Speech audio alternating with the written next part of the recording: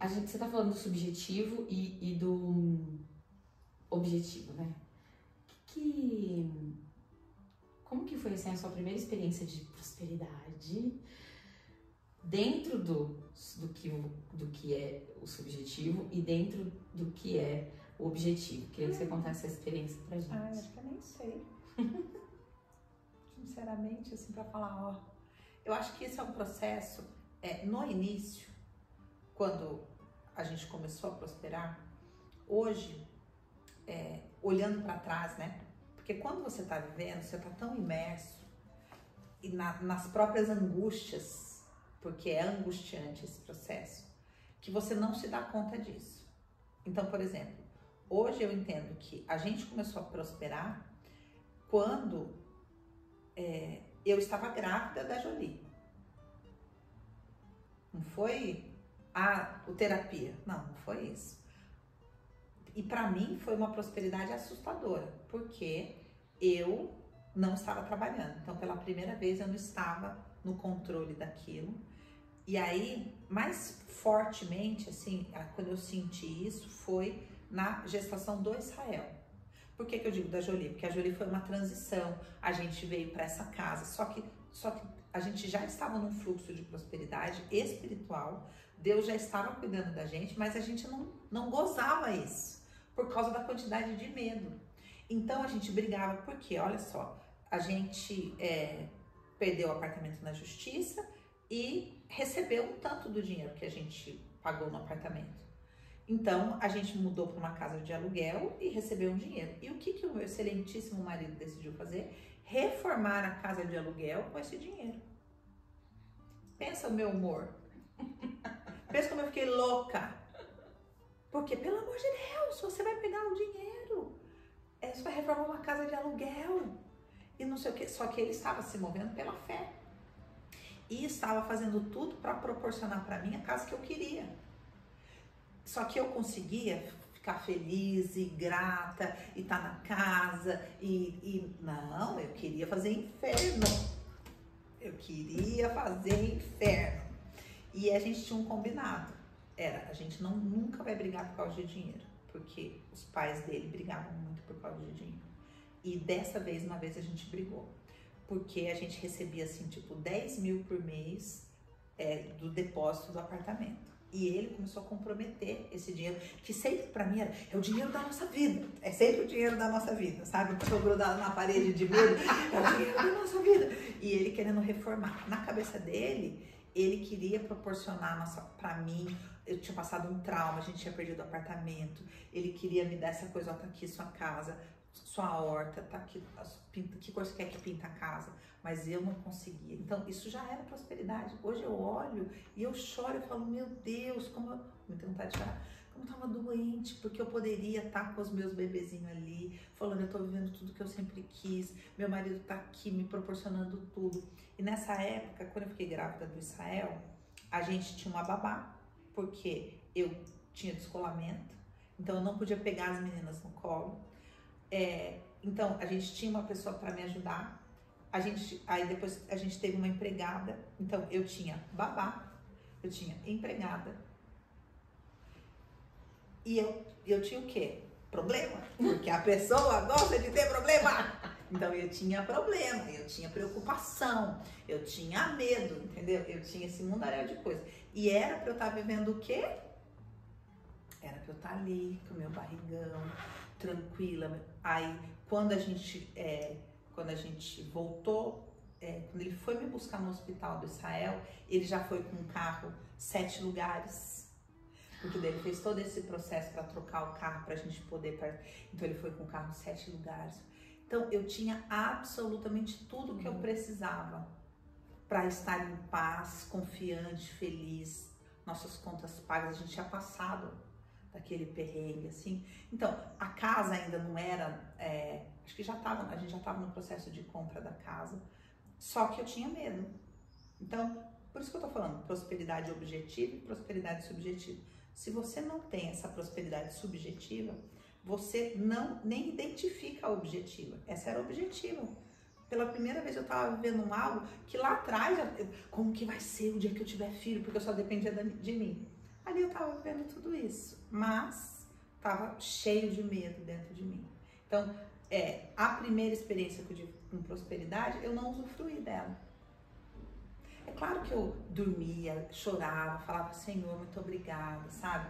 Mas não era uma coisa assim, ó, era cheia de medo, era cheia de angústia, cada micropasso era de angústia. Daí, o processo é vivo, então, de repente, você passa de novo por processos de altos e baixos, a roda da fortuna, né? Você passa, então tem o alto, depois tem o baixo. Então, tudo isso me enlouquecia, tudo isso me enchia de medo, de preocupação. Hoje eu olho e falo, Daniela, é um rio de prosperidade que está fluindo faz muito tempo. Que você já poderia estar boiando nesse rio bem tranquila, bem linda. Faz muito tempo, mas demorou. Demorou para eu conseguir falar. O rio está fluindo e não vai parar de fluir. Isso é completamente subjetivo, não é uma coisa que está baseada em dados. Tipo assim, olha, nós temos agora previsibilidade na empresa, então por isso agora, não é sobre isso. É subjetivo isso. Então, é um pé no subjetivo, um pé no objetivo, um pé no subjetivo, um pé no objetivo. Você respondeu? Respondeu.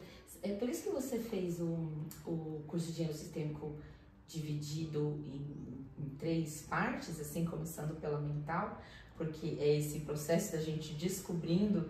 Chega uma hora que você fala, vamos investigar, o que é o dinheiro para você, o que é o dinheiro para sua mãe, como que é a história do dinheiro para sua família, até a gente chegar nesse lugar de que, a prosperidade, ela é além do dinheiro que você está procurando quando você começou a fazer o curso. Porque quando a gente não tem dinheiro, prosperidade é ter. Então você fala, prosperidade é só uma aquisição. Quando eu tiver dinheiro, eu não vou ter problemas. A gente tem essa mentalidade e fica só tentando falar o que eu tenho que fazer para ter. A gente não entende que o problema real é tudo o que eu já tenho dentro de mim e que na maior parte das vezes é ancestral. É ancestral. Por exemplo, depois que a gente abriu terapia, a terapia começou a prosperar, eu consegui arranjar um novo problema. Um novo problema muito sério. A gente fica procurando a lista, né? Que dá pra ser o problema da vez. Agora eu vou elaborar um problema mais, né? Problema. E qual que era o meu novo problema, na verdade? Era uma edição de uma experiência lá atrás. Quando a minha mãe trabalhou na Volks durante muitos anos. E aí ela abriu uma empresa de consultoria. E começou a prosperar na empresa de consultoria dela e decidiu sair da Volks. E aí recebeu aquele dinheirão assim, ó, sabe? De quando você sai, recebeu aquele dinheiro. E aí teve aquele confisco do dinheiro. Lembra? Sim. Teve aquele como que era o nome? Da ministra da... Zélia. Ela apareceu um belo dia no jornal, né? E confiscou o dinheiro. E a minha mãe perdeu tudo. Minha mãe perdeu tudo. Minha mãe entrou numa depressão profunda. E eu tinha que arranjar respostas para explicar para ela, né? Para ajudar ela a passar por aquilo, ter esperança sabe? Tinha que achar Deus no meio de tudo. Eu tinha que encontrar uma resposta para tudo isso. E incrivelmente, nessa época, eu já tinha um namorado, tinha o meu primeiro namorado. E o meu primeiro namorado, eu arranjei ele trabalhando de Mamãe Noel. Eu fui Mamãe Noel na cidade, então eu trabalhava o mês inteiro com salário mínimo, né, de Mamãe Noel, dando bala para as crianças. E aí eu fiquei numa loja de sapato e o dono, o filho do dono da loja de sapato, era gerente da loja. E naquela conversinha, quando terminou a história, me convidou para sair, e foi meu primeiro namorado. E ele era filho de um deputado, então era uma realidade financeira que eu desconhecia. Então, eu comecei a viver uma loucura que era começar a namorar com alguém que me levava nos restaurantes, sabe? Assim, que era uma realidade financeira completamente diferente. E na minha casa, a gente começou a viver uma situação de que não tinha supermercado. A gente tinha uma moça que trabalhava em casa que chamava Dulce, e a Dulce, o marido dela, trabalhava numa empresa e pegava a cesta básica. A gente ficou numa época vivendo da cesta básica do marido da Dulce. E minha mãe em depressão. E eu namorando o filho do deputado. E aí, no final de semana, filho do deputado na minha casa. E aí, abriu a geladeira e não tinha nada. E eu falava, vou falar o que pra ele? E aí, o que aconteceu? Tá detetizando. Porque eu não podia falar o que pra ele. Tá detetizando, porque na cabeça dele, tipo, era uma realidade, né? Imagina, se eu falasse, ele ia fazer um supermercado, sim, mas a minha mãe nem deixava, né? Eu falar a verdade do que estava acontecendo. Então foi uma época assim traumatizante, né? E ao mesmo tempo eu tinha que falar, mãe, vai dar tudo certo, e isso aqui, e aquela ideia de está acontecendo para você aprender isso, para aprender aquilo e tudo mais. Então o que aconteceu a primeira vez que eu tive dinheiro grande no banco? Conseguia dormir. Porque e se alguém, o governo, e aí não sei o que. Gente, eu entrei numa piração, mas eu conto isso no interior do palácio. Eu comecei a entrar numa piração, porque eu falei, até que o Senhor começou a ministrar o meu coração. Eu sou o dono do ouro e da prata. Você não pode confiar no dinheiro que está no banco. Você vai ficar louca. Mas da onde eu tirei esse medo? Eu inventei? Não, ele é um medo de uma experiência. Agora, qual que é a questão? Eu pelo menos tenho memória. Só que nós temos memórias, nós temos medos de coisas que nós não temos memória. Sim. Mas o nosso DNA tem. Esse medo que eu senti uma vida inteira, que eu não sei de onde vem, eu descobri quando? Quando eu cheguei em Bert Hellinger. Por isso o dinheiro sistêmico, respondendo a sua pergunta. Quando eu comecei a entender que por que eu passei uma vida tendo esses sentimentos pós-guerra, né? Porque na verdade sentimentos pós-guerra são memórias, né? Esse sentimento de a minha mãe vive até hoje essa coisa de você, olha, 2 bolinhos para você, 2 bolinhos para você, não pode jogar o bolinho fora, todo mundo, tudo contado, tudo isso, tudo aquilo, memória da guerra.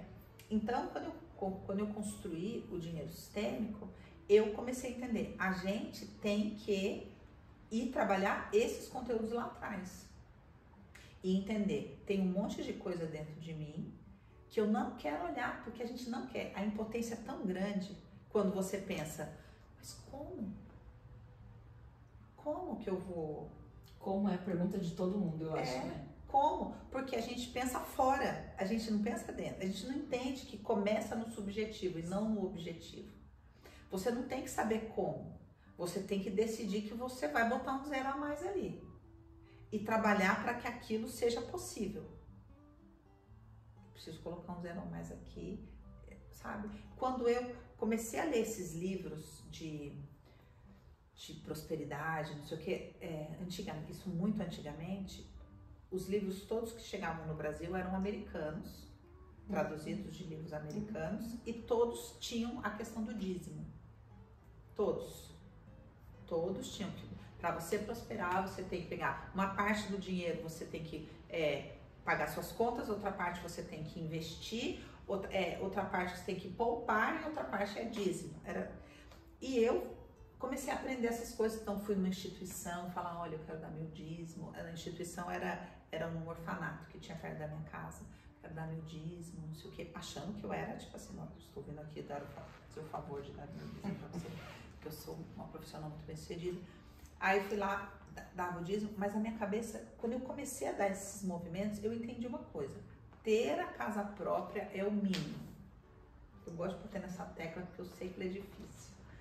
Ter a casa, não dá para você pensar em nada além disso, se você não conseguir pensar nisso. E eu comecei a gerar isso dentro de mim.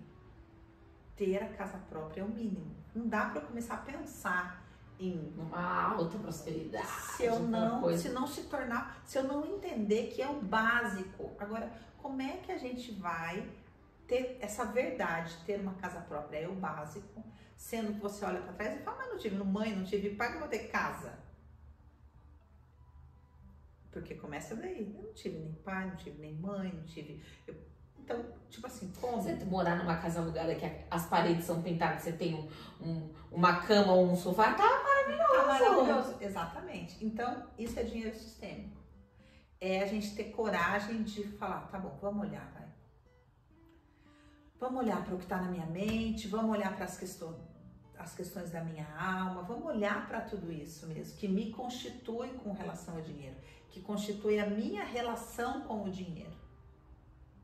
Para que eu consiga desenvolver uma relação que verdadeiramente é minha e não uma herança que eu não quero olhar. Ela é minha, eu estou me dedicando a essa relação. É quase como se fosse assim, você casa, e de repente você começa a ter problema, não vai dar certo, vai fazer terapia de casal. E aí descobre que você está reeditando coisa da mãe, que reeditando coisa do pai, e os dois conseguem ali na terapia de casal decidir pelo casamento, começar a construir a própria relação. É isso que a gente faz com dinheiro, no dinheiro sistêmico. É muito maravilhoso ouvir sobre dinheiro de uma perspectiva tão profunda, porque hoje o dinheiro é tão... O meu marido, ele brinca muito, ele fala, como que pode? Essa pessoa fez um vídeo e ela viralizou, de repente ela tá milionária, o que que tá acontecendo? Mas tem toda essa questão, né? O dinheiro que é subjetivo, o dinheiro que é objetivo. Quanto de prosperidade essa pessoa tem real, né?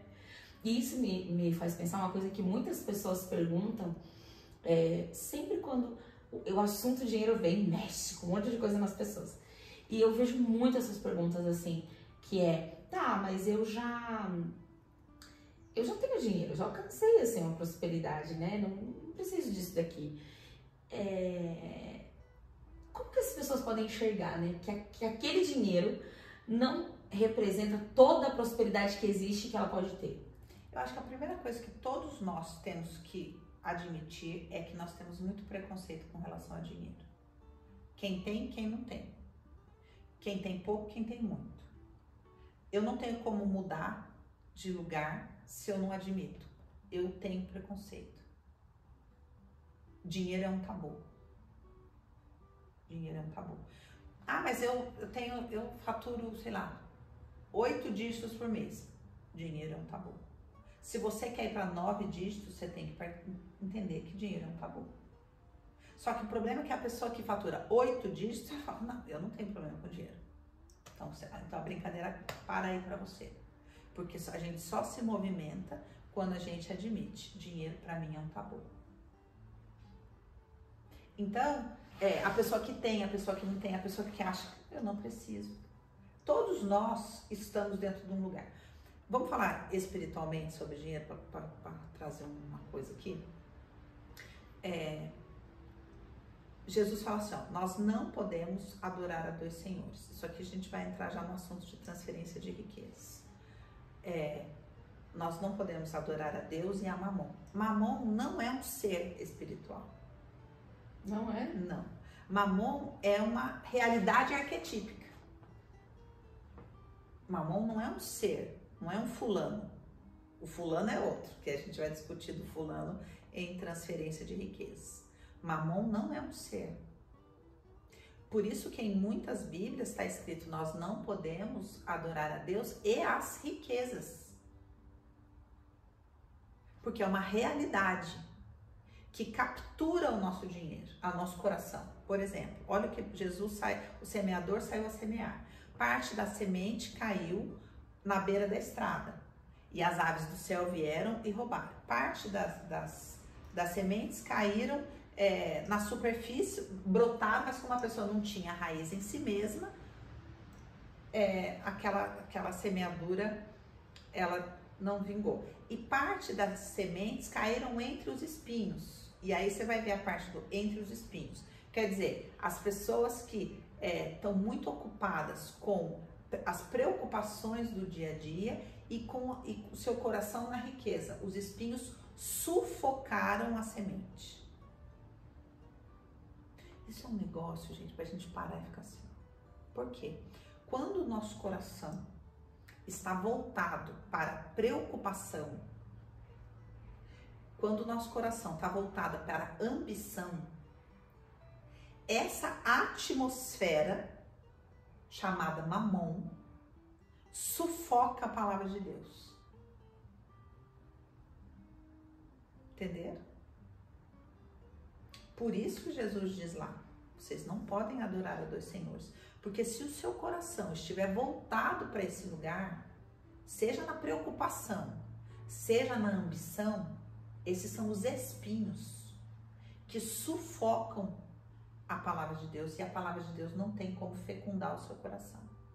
Então essa é uma realidade muito espiritual. Por isso que eu estou dizendo aqui que quando eu ensino prosperidade, não é dentro dessa perspectiva, mesmo que as pessoas citem versículos, porque tem muita gente que ensina essa perspectiva, do céu é o limite, não sei o quê, mas despertando cobiça, despertando a ambição, citando versículos e dizendo que esse, então não é sobre isso, esse é um caminho maligno, não é sobre isso. Então a gente tem que entender, existem dois caminhos. Existe esse caminho onde você pega o seu coração e usa ele como câmera para gerar riquezas, e o forno de gerar riquezas sufoca a palavra de Deus. Então não dá para ter a palavra e o forno de gerar riquezas para Mamon funcionando ao mesmo tempo, mesmo citando versículos.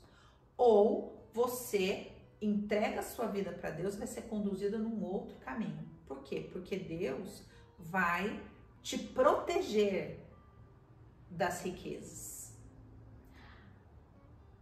Entende? Que é um outro caminho.